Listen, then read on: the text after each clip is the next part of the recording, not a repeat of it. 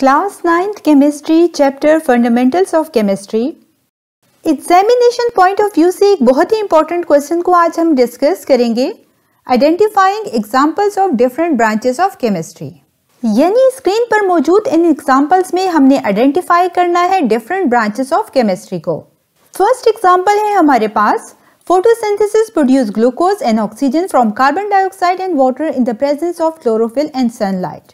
जैसा कि हम जानते हैं कि प्लांट्स जिस प्रोसेस के जरिए अपने लिए खुराक को तैयार करते हैं वो फोटोसिंथेसिस कहलाता है। यानी फोटोसिंथेसिस के प्रोसेस के जरिए प्लांट ग्लूकोज और ऑक्सीजन को प्रोड्यूस करता है कार्बन डाइऑक्साइड और वाटर से सनलाइट और क्लोरोफिल की प्रेजेंस में। क्योंकि फोटोसिंथेसिस एक केमिकल रिएक्शन है जो कि प्लांट्स में अकर होता है और प्लांट लिविंग ऑर्गेनिजम्स है, यही वजह है कि इसे बायोकेमिस्ट्री में स्टडी किया जाता है। क्योंकि बायोकेमिस्ट्री केमिस्ट्री की वो ब्रांच है जिसमें हम स्टडी करते हैं तमाम फिजिकल और केमिकल चेंजेस को जो कि लिविंग ऑर्गेनिजम्स में आकर होते हैं। लिविंग ऑर्गेनिजम्स में हमारे पास एनिमल्स, प्लांट्स और ह्यूमन बीइंग इंक्लूड होते हैं। यही वजह है कि फोटोसिंथेसिस के प्रोसेस को हम बायोकेमिस्ट्री में स्टडी करते हैं। सेकेंड एग्जाम्पल है हमारे पास, plantation helps in overcoming green house effect. यानी प्लांटेशन की हेल्प से हम इजिली ग्रीन हाउस इफेक्ट पर काबू पा सकते हैं।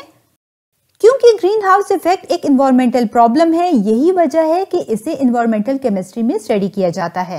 इन्वायरमेंटल केमिस्ट्री की वो ब्रांच है जिसमें हम डील करते हैं उन तमाम केमिकल्स और टॉक्सिक सब्सटेंसेस के साथ जो कि इन्वायरमेंट को पोल्यूट करते हैं और स्टडी करते हैं इनकी एडवर्स इफेक्ट को ह्यूमन बीइंग्स पर। थर्ड एग्जाम्पल है हमारे पास, Haber's process convert large quantity of hydrogen and nitrogen into ammonia. यानी हेबर्स प्रोसेस वो प्रोसेस है जिसके जरिए हम लार्ज क्वांटिटी में हाइड्रोजन और नाइट्रोजन को अमोनिया में कन्वर्ट करते हैं। क्योंकि लार्ज स्केल प्रोडक्शन किसी भी सब्सटेंस की इंडस्ट्रियल केमिस्ट्री में स्टडी की जाती है। क्योंकि इंडस्ट्रियल केमिस्ट्री की वो ब्रांच है जिसमें हम यूज करते हैं उन तमाम मेथड्स और टेक्नोलॉजी को जिसके जरिए हम लार्ज स्केल पर प्रोडक्शन कर सकें यूजफुल सब्सटेंसेस की। यही वजह है कि हेबर्स प्रोसेस जिसके जरिए हम लार्ज स्केल पर अमोनिया को तैयार कर सकते हैं, इसे इंडस्ट्रियल केमिस्ट्री में स्टडी किया जाता है। नेक्स्ट एग्जांपल है हमारे पास, ammonia is colourless gas with pungent irritating order, it is highly soluble in water. यानी अमोनिया एक कलरलेस गैस होती है जिसकी एक तेज सी इरिटेटिंग बू होती है और ये हाईली वाटर में सॉल्युबल होता है। जैसा कि आप देख सकते हैं कि यहाँ पर हमें अमोनिया की प्रॉपर्टीज के बारे में बताया जा रहा है कि ये एक कलरलेस गैस है, इसकी पंजेंट इरिटेटिंग ऑर्डर होता है और ये हाईली सॉल्युबल होता है वाटर में। ये तमाम हमें प्रॉपर्टीज ऑफ अमोनिया के बारे में बता रहा है। क्योंकि अमोनिया एक इनऑर्गेनिक कंपाउंड है और यहाँ पर हम डील कर रहे हैं प्रॉपर्टीज ऑफ इनऑर्गेनिक कंपाउंड के साथ, यही वजह है कि इसे इनऑर्गेनिक केमिस्ट्री में स्टडी करेंगे। जैसा कि हम जानते हैं कि इनऑर्गेनिक केमिस्ट्री की वो ब्रांच है जिसमें हम स्टडी करते हैं पीरियोडिक टेबल में मौजूद तमाम एलिमेंट्स और इनके कंपाउंड्स को एक्सेप्ट ऑर्गेनिक कंपाउंड्स के। क्योंकि अमोनिया एक इनऑर्गेनिक कंपाउंड है, यही वजह है कि इसकी प्रॉपर्टीज को हम इनऑर्गेनिक केमिस्ट्री में स्टडी करते हैं।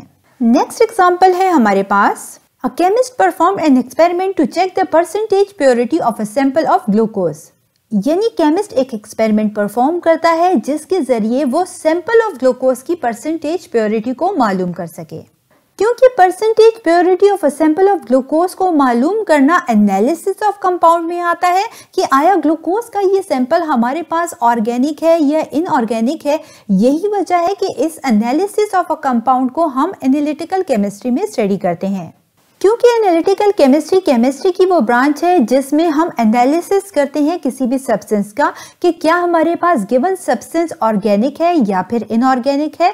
इस सब्सटेंस की परसेंटेज कंपोजिशन को फाइंड आउट करते हैं, मेल्टिंग पॉइंट को फाइंड आउट किया जाता है, बॉइलिंग पॉइंट को फाइंड आउट किया जाता है और साथ ही percentage purity of a substance को भी एनालिटिकल केमिस्ट्री में स्टडी किया जाता है।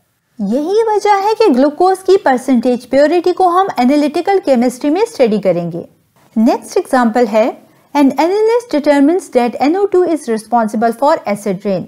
यानी एनालिस्ट ये डिटरमिन करता है कि नाइट्रोजन डाइऑक्साइड जिसे NO2 से रिप्रेजेंट किया जाता है ये एसिड रेन के लिए रिस्पॉन्सिबल होता है।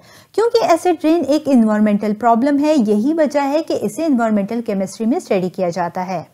क्योंकि इन्वायरमेंटल केमिस्ट्री की वो ब्रांच है जिसमें हम डील करते हैं उन तमाम केमिकल्स और टॉक्सिक सब्सटेंसेस के साथ जो इन्वायरमेंट को पोल्यूट करते हैं, और साथ ही हम स्टडी करते हैं इन केमिकल्स और टॉक्सिक सब्सटेंसेस के जो कि इन्वायरमेंट को पोल्यूट करते हैं कि इनके ह्यूमन बींग्स पर क्या एडवर्स इफेक्ट होते हैं।